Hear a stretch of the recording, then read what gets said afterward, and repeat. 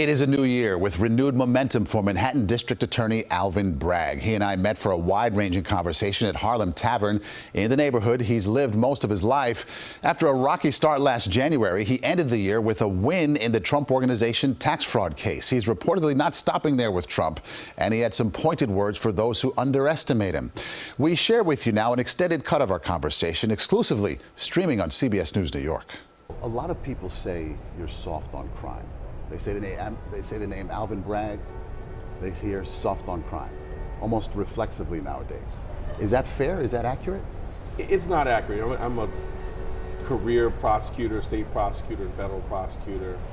I'm thoughtful on crime. Right? So I realize that we have to really focus on the drivers of violence. So a very small percentage of people are driving our gun violence. That's where we focus our resource. I realize that interplay between domestic violence and guns is important. We're focusing our resource on those doing the most harm, and that's what we should be doing. That's what the data and the research and my lived experience show is important. Right. Well, let me put it this way. You're the fourth DA over an 80-year span. Are we safer now under Alvin Bragg or under Cy Vance or under Robert Morgenthau over a big chunk of the last several decades? Are we safer now than before, or are we about the same or less so? So, I mean, look, on the data, we are certainly safer now than in the 80s when I was growing up in Manhattan. I think that is objectively true. Right. But we've got work to do, and we're certainly not, we're having more challenges than we had before the pandemic. The pandemic brought so much dislocation, and there's no doubt that nationwide, crime generally is on the rise, although we, as I said, pockets that are very encouraging, like shootings and homicides being down. So, safer now than before, or less than? Where do we stand? We are safer than when I was a child growing up, and we have more work to do from right before the pandemic. Certainly on the numbers, crime was lower nationwide. You talked about earlier in your life, you had guns pointed at you. You said shots have been fired near you, a knife pulled on you. You say these things are real, right? How does that inform the way you run your office? With a focus on violent crime and making sure that we're addressing those that are doing that kind of harm, and a focus on victims and survivors. Have really increased our resources for our clinicians and our counselors. Those are supporting our witnesses and our victims who've experienced violence. Can you take me through those actual situations? You say 3 times civilians pulled guns on you. What happened? The first time I was, I think chronological, the first time I was leaving a party in a housing development. Actually, I was leaving a party and going to one, and then someone with a semi-automatic weapon at the door because there was a situation developing between 2 groups of people, and so someone pulled out a semi-automatic weapon and said, this ends that dispute. Don't make me have to take it further. I was, how old were you? A 9th grader. Ninth grade. And so certainly that left a very significant impression. That evening, while the pulling out of the weapon quelled it for the moment, it did not end the dispute. And I had an acquaintance who was shot that evening. And so, like I said, I'm not a stranger to these kind of issues. So that's real. What happened to the shooter? What happened to the gunman? I don't know. I mean, it was not something that, as far as we did what most people do when we ran, right? I mean, so we ran and got out of there, and so I was not present when the actual shooting happened, but I was certainly there at the earlier moment when the semi-automatic weapon was pulled. It was obviously beyond unfortunate. And terrifying. Yeah, terrifying. Right, 9th grade kid, 14, 15 years old, max. Where was this? This was right here in the village of Harlem. Like whereabouts? Do you remember? This was in the 120s in sort of the western Harlem, so off of Amsterdam. Okay. At a NYCHA building? Is that what you remember? Yes. Okay. Where the genesis, where we started, spilled out from there. Yeah. So that's one instance. What are the other 2? The other 2, I was on again, I may be going out of sequence, but in college, on 110th and Broadway, I believe it might have been a New Year's Eve, and it was this dispute between patrons, and someone pulled out a gun. Wasn't again, I was not the intended target, but I think it was indiscriminate and started sort of shooting up this diner. And again, everyone ran for cover. You know, when the smoke cleared, the literal smoke cleared, you have people coming out of, you know, the kitchen with, you know, various forms of, you know, pots and pans and whatever they thought could protect them. And so that was, again, I wasn't the intended target, but was in the midst. You remember that like it's yesterday. I certainly do. Shots fired, like a bunch of shots. People running for their lives. Yes. So you understand the terror as crime victims tell it, right? Yes. What's the third instance? What happened? The third instance was. I'm sorry. What happened to the shooter? Any So idea? then again, you know, No idea. I don't know, right? I did what I think all the patrons did is, you know, we were not asking questions to follow up, right? It was kind of save yourself. Right.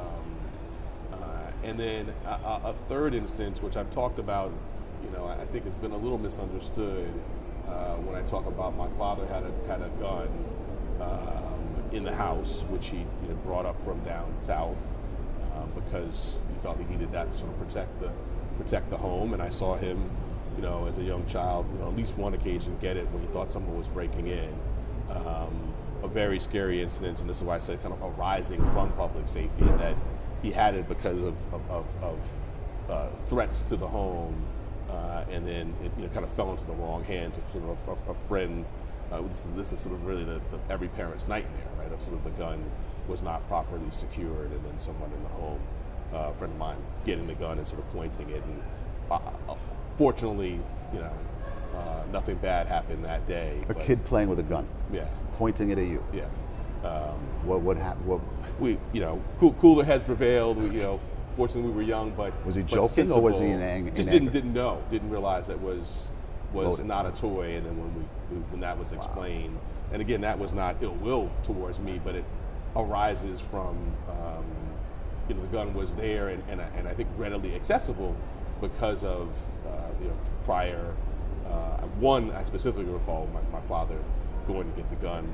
In fact, I was the one who told him. I said, "Dad, I think someone's coming in the basement," and so that's why the gun was present. And when I talk about gun violence, I talk about, let's focus on the drivers of violence, those are doing harm, and I distinguish that from, you know, my dad. I said, when I got older, I said, "Dad, you need to turn that gun in. You know, you are an older person, and you're going to, you know, end up, you know, being held accountable for this. You know, let's just call 911."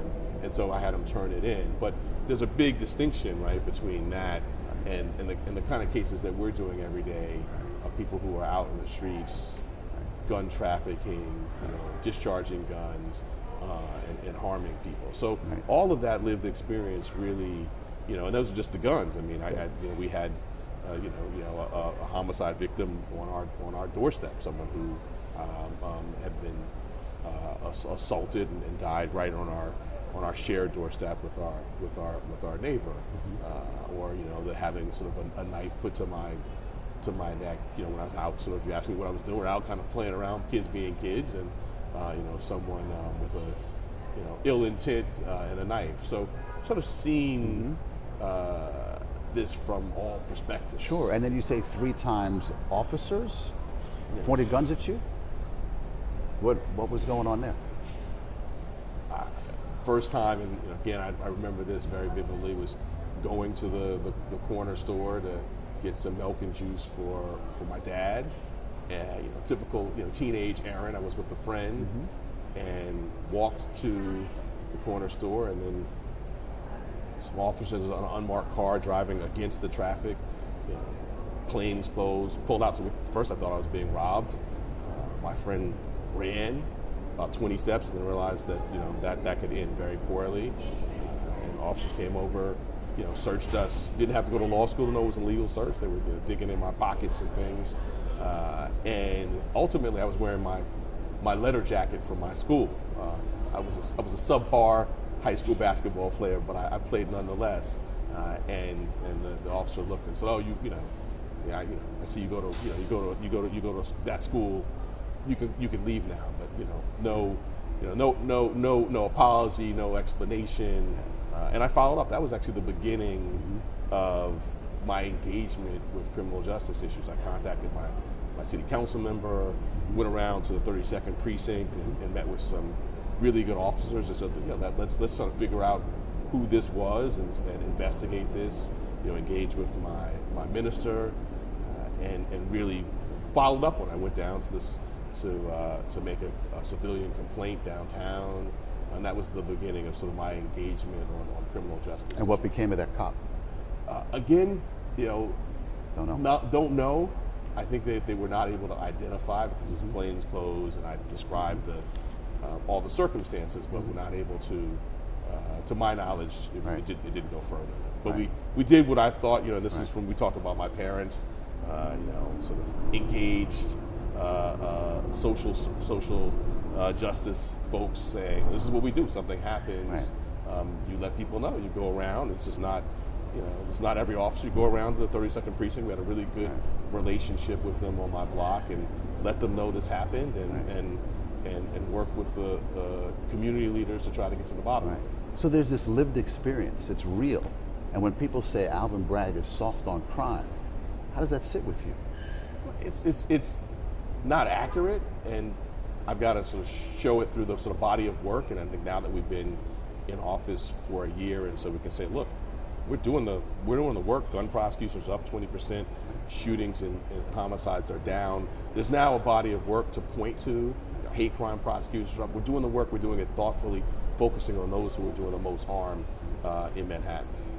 I want to show you a couple clips here. Kathy Hochul says that we should be cutting Alvin Bragg some slack, that he just got there and he's doing his job. I say to Kathy Hochul that she should fire Alvin Bragg today. How do you react to that? What are you thinking about that? Look, in the political arena, particularly, Lee Zeldin, you look at his ads, and I think I was the only black face in it, sort of a throwback to sort of a Willie Horton era, and completely divorced from the facts. By the time he was saying that, there was data on our prosecutions and what we were doing, and we were far safer than other parts of the state that he was campaigning in and calling his own.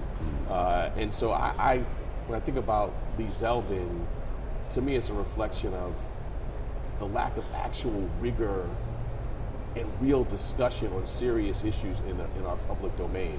And it's sad because these are issues about safety, liberty, fairness, justice. They require real thought. They require real work. And I'm doing that work along with 500 dedicated career prosecutors and an office of 1,500 public servants. And it's a disservice to the victims, the survivors. Let's have a real conversation on public safety. Let's talk about what we're doing, how we're focusing our resources, how we're driving down violent crime. I'm always welcome that conversation, but the sort of, particularly in the midst of the gubernatorial election, the sound bites and the sort of trying to make political points off of real pain, I thought was a disservice to the public dialogue. And you thought he used race to jam it home? It was certainly a throwback to, I would say, the Willie Horton era in terms of you look at just the type of imagery, the statements that were made, and the fact that quite often I was the only black face in his commercials or other depictions. I don't think that was accidental. Yeah. Okay.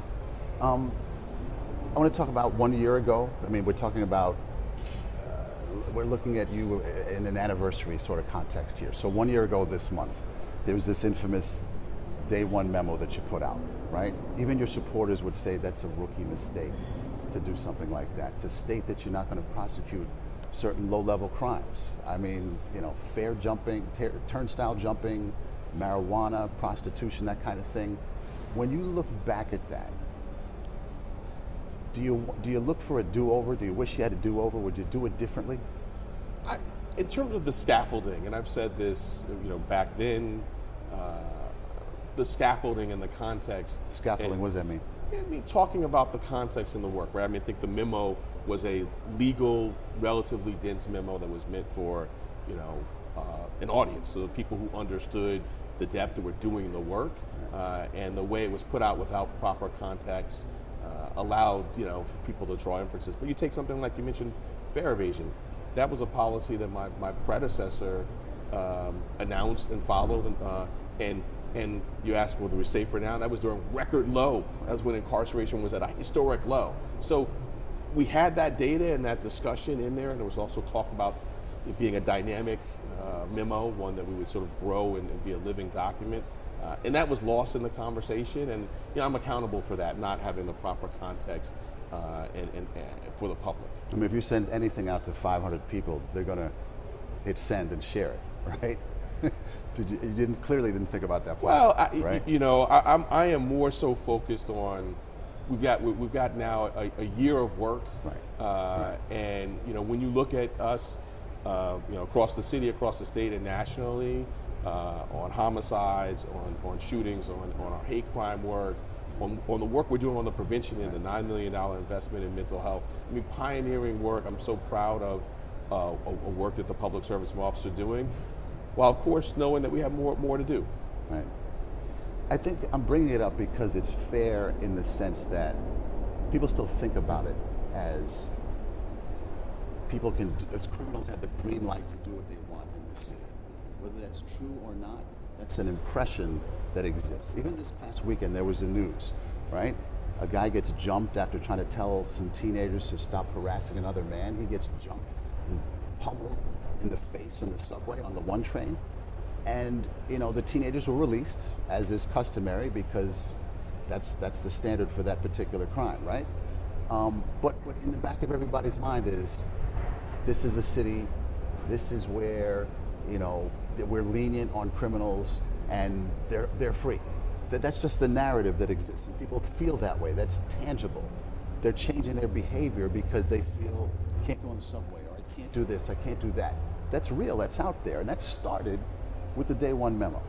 Well, I think, despite all the work that's happened since then, right? It still exists. well, I would say if you go back, I mean, and this is a nationwide phenomenon in terms of sort of, this is not a Manhattan specific, it's a nationwide phenomenon about, you know, real legitimate concern about public safety. And that's why I said we're always here to have that discussion in a robust way based on the data and based on my life experiences. We just walk these blocks, right? I know as much, if not more, about you know, the sort of things that are happening on these streets, and we are tailoring our work to address it. And so that's part of the reason I'm talking to you here today, right? We want people to know the work that we're doing, to know that there's real accountability for, you know, violence on our trains, to know that there's real accountability for those who are doing harms. You know, we see encouraging trends. We see, you know, Broadway's numbers, you know, kind of highest. We see sort of, you know, tourism numbers, and so more work to do, but things trending in the right direction. Yet the data still exists. You know, recidivism for felonies last year, most of them up in the 20% range, give or take.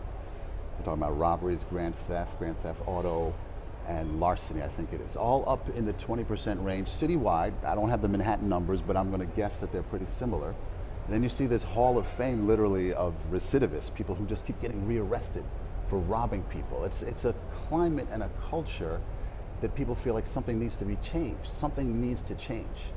And what do you say to that? Well, I said we have been directing more and more resources to those who are doing the most harm, and that certainly the sort of folks who are doing it repeatedly and the recidivists, and that's how we are starting to see some encouraging signs. And you know, we started, as one would think, at the sort of most serious, the homicides, right? Focusing on homicides and shootings, and that same approach of those who are doing the most sort of violence, holding them accountable.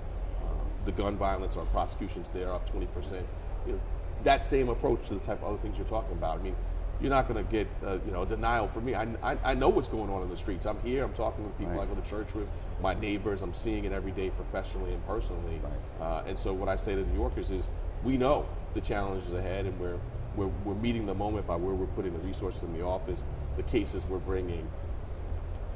And the mayor's approach to that, the mayor, he wants judges to be able to have the discretion I forget the phrasing right now, I don't have it on the tip of my tongue, but he wants judges to be able to measure criminality or their propensity to commit more crimes. Do you think that's the right approach? So I have practiced both in the federal and state system, Right.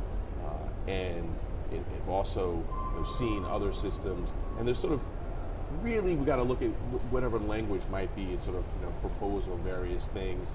Right now, what I can tell people is that on violent crime, when we go before a judge, as we do sadly almost every day, and ask for someone to be held pretrial when they've done something like a shooting, we're making that request, and that is generally being granted. Like dangerousness? Should a judge be able to measure dangerousness? Well, what I'm saying is in our violent cases, in our cases involving violence, so again, to talk about the actual data and the actual experiences happening in our courtrooms every day, on cases involving violence, we are routinely asking for pretrial detention and getting it, or getting bail set. So that's happening. I mean, I think what we need to really be talking about, we're talking about recidivism, and what I hear people sort of talking about in the context of shoplifting, so other things that people are seeing every day. There, I think we need to be talking about actually a different law, which is our discovery law, which is the sort of requires us to hand over evidence to the defense and sets a time frame from that. And I've practiced for a long time. I've always had robust and early discovery. I think it's fair and efficient, but some of the demands of the new statute, we don't have the information technology to meet that statewide. I've talked to What's my the particular counterparts. demand that bothers you most? The speed of it? The speed and the volume, and there's some parts of the statute that have been interpreted by certain on the bench to sort of require for example, if police officers respond to a scene and 20 of them, the first 10 who are there actually engage, we turn over their memo books they've written down, but the 20th who maybe got there sort of after everything happened, we got to get that 20th as well. And so getting that out, which doesn't really affect the case in a material way, I'm not saying we wouldn't get it to the defense, but getting it in a very short time frame, we don't have, and when I say we, I feel very comfortable speaking for DAs statewide, don't have the sort of information technology tools. And that's a public safety issue, because what happens, and it's happened in Manhattan, it's happening throughout the state, is those cases get dismissed if the timeline is not met. In the year before I was elected, so in 2021, under my predecessor, 1,800 cases, misdemeanor cases, were dismissed. And so those are many of the cases that people talk about when they're thinking about recidivists and shoplifting and things of that nature. Simply because the technology in the office is out of date. And because of because of that, the result of that, the evidence not turned over within the statutory time frame.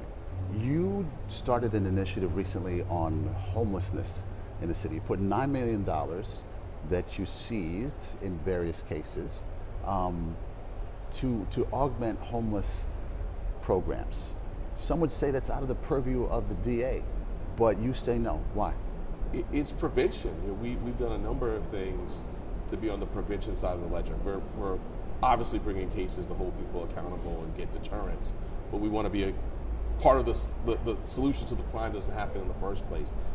And we also see the distress that many of our New Yorkers are in, and so we wanted to invest and provide resources for people to be able to connect, help those in mental health distress, which doesn't necessarily mean that a crime was going to happen, but certainly helps the sort of order and stability of a neighborhood. And then some of that funding is within the four corners of a criminal case, in that the services are being provided, the connections being made at arraignments right after a case. So sort of two pools of money. One out in neighborhoods connecting people to services, and then some right there at arraignment connecting them to Connecting with services. Yeah. And what have you seen results-wise? So we've just launched this. We're doing a request for proposal. So we have not, the funding hasn't gone out. The request for proposal process is still underway. So it hasn't, okay. So the plan though is to sort of match people up with services as they're arrested, as they're arraigned, at what point in the process? So right after arraignment, right? So what happens now, if you present, let's say, Tuesday at 7 o'clock you're arraigned, and maybe you're referred to go see someone Friday morning, but unlike me and you, person doesn't have an Outlook, doesn't have a phone, and so if that connection isn't made right there, you can sort of guess what happens 9 times out of 10. So having the connection and the service is made right there, and you know, some might say even that is beyond, like, why is the DA doing that? Well, we're doing that because of what you said, the recidivism, right? For people who are doing the violent acts, we've already talked about that, but for people who are doing something that's addressed by a mental health issue or a substance use issue, something like a shoplifting, if we can address the underlying issue, we won't have what I call the churn, or the person going in for 2 weeks and coming right back to your neighborhood, right back to your corner, and doing the same thing. That cycle of recidivism is what this funding is addressing. It's an extremely difficult thing. It's not a one-off. You give someone some treatment on a Monday, they need it the next Monday and the following. It has to go on like that. Are you prepared? Are you equipped? Are you funded to see a volume of people through? So you know, we've committed $9 million to both programs. Sounds like a lot to you and me, but not to the system, right? It is in the vein of sort of a pilot, right? We believe if we show the efficacy of that, then it won't surprise you, then we'll be back with you know, city lawmakers and Albany lawmakers saying this is something that should be funded at scale. We've done that a number of times in Manhattan, pioneered something and then taken it and then got it to be a part of the budget. Different topic here. You had a nice month with Donald Trump. You were successful with the Trump prosecution, shall we say. But you didn't feel like the law goes far enough. $1.6 million for a violation of that nature. What would be appropriate?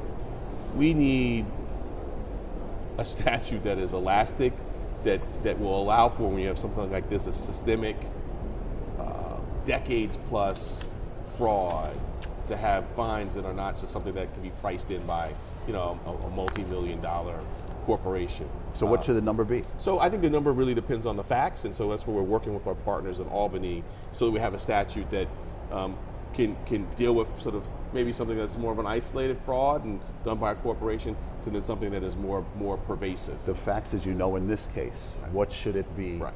In this case? Well, I'm not going to comment on I know we've just had our sentencing, but as I've said, our investigation more broadly is ongoing, so I'm not going to comment on that matter. To that end, you said you're going to move on to the next chapter when it comes to the Trump organization. Still outstanding, the Stormy Daniels case, right? Did he pay hush money to her? The value of his assets case. Did he manipulate it up or down? Was it advantageous for tax purposes? I know you can't comment on these ongoing cases, but should he be held accountable? He says he's a victim of a witch hunt. His attorneys say you don't understand the tax laws in this last case, hinting at maybe you don't know what you're doing. Should he be held accountable? So first, the jury has so held, and the judge has done the sentencing. So I think that speaks for itself, and is a reflection of the professionalism and rigor of the trial team. And what I can say is, while they were working in open court, and I love trials, I've been doing complex white-collar investigations for almost 25 years now. While that team was laying bare the inner workings of the Trump organization in open court, other members of our team were working, as we must as prosecutors, as we're bound to do, in private, because we don't want to impair the integrity of our investigation, but with the same professionalism and the same rigor. And importantly, as someone who's done this a lot, there's steps you don't want to take in an investigation during a trial. You don't want to prejudice the trial. You don't want to give rise to a mistrial motion. So we have an equally equipped a set of members of the team working in much the same way that New Yorkers got to see the phenomenal representation that the people of the state of New York got in that matter. So is that a yes or a no? Should he be held accountable for? We follow the facts. We follow the facts in the law, and as I've said, when we conclude, we will speak either through an indictment or I will give a public statement explaining our thoughts.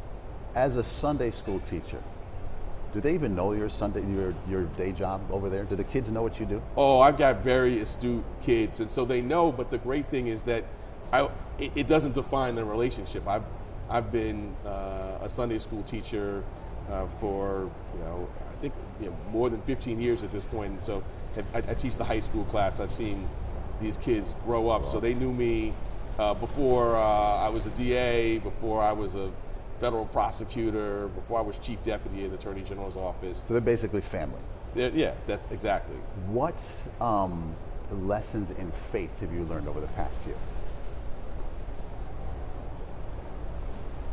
I will say, my faith has guided me really my entire life. And you asked about the Sunday school students, I will say that hour I spend with them, I hope I impart something to them, but it's so enriching for me and a reminder of just the basics that I think should drive all of our lives, right? Love, mercy, justice, humanity, and I think that's the lens through which I see my work. Micah talks about do justice, love mercy, and walk humbly before your God. That is something that guides all of my work, all of my life, and so I think about that. And, obviously, professionally, we have separation of church and state. I'm applying the law to the facts, but in terms of sort of how I'm thinking and approaching sort of my daily walk, as we would say in my church, that scripture and others is never far from mine. One would need it in a job like that. Just one more thing. I'm no stranger to prayer. Understood. Abyssinian. You're a Knicks fan. Should they be held in contempt for not winning for 50 years? Oh, I'm a fan too. It's been killing me. It's been hard. It's been hard to pass on that interest of mine to the next generation because they're not doing as they did. Although I tell you what, for large chunks of my childhood, they also had some travails. So, right. Glass half full, right. Cautious optimist. Next year. Right. The owner, Jim Dolan, is banning people from the Garden who disagree or who are in litigation with him. People who are in the business that it's suing him or whatever. Should he be accountable for that kind of thing? Is that okay? Can he get away with that? We are, I can't comment on that. I know there was an editorial board piece in one of our newspapers, calling for investigation, and so I'm not going to comment on that matter. Okay. But they do need to win. I can certainly comment on that. Wins would be great. But voters, still a Knicks fan. Haven't crossed the river to the Nets, though, understood. to be clear. Should voters re-elect you in 2025? We'll talk about the election then. Right now, we're focused on the work. You thinking about running? I plan to run, okay. But what I think about every day is this work, the issues we've been talking about, okay. the deep work that needs to be done. That's what I'm thinking about. Anything you'd like to add that we've left out? I think you've covered the waterfront. Trying to. Thank you. All right, thank you so much. Really appreciate it. Yeah, thank you.